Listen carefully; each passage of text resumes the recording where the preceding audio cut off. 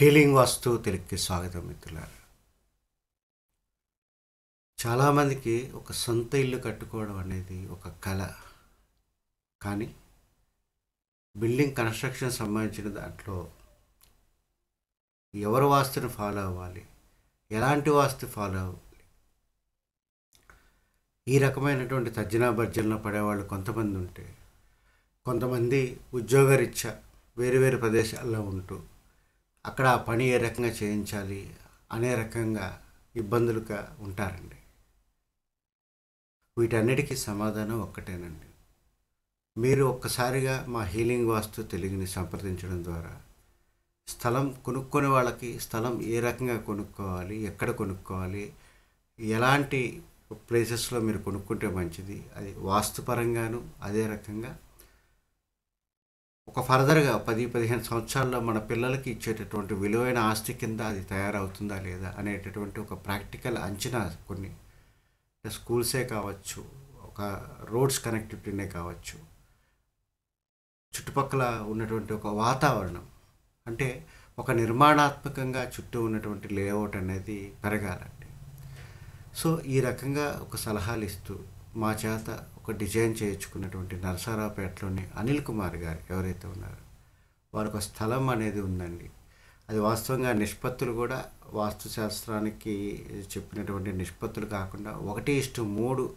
నిష్పత్తుల్లో 23:60గా ఉన్నటువంటి ఆ స్థలాన్ని తీసుకొని చక్కగా వారికి అనుకూలంగా, వారి ఇద్దరు అన్నదమ్ములకు అనుకూలంగా, అదే రకంగా రెంట్కి ఇచ్చుకునే విధంగా, అదే రకంగా కింద ఒక కమర్షియల్గా యూజ్ చేసుకునే విధంగా దాన్ని మనం ఒక డిజైన్ చేయడము, అదే రకంగా వారు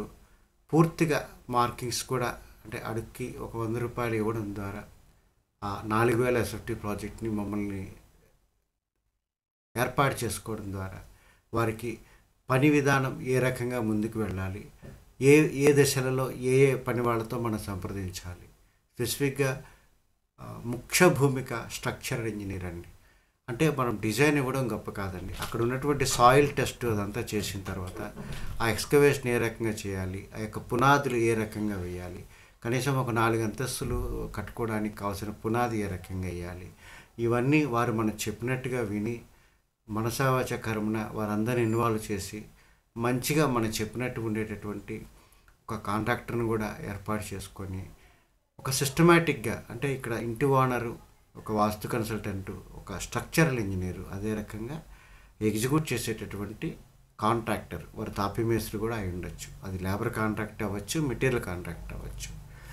ఈ రకంగా అందరినీ ఒక తాడి మీద తీసుకెళ్తూ ఒక కాన్షియస్ బేస్డ్ బిల్డింగ్ అనమాట. ఒక ఇల్లు అంటే మనకు కలిసి రావాలి అంటే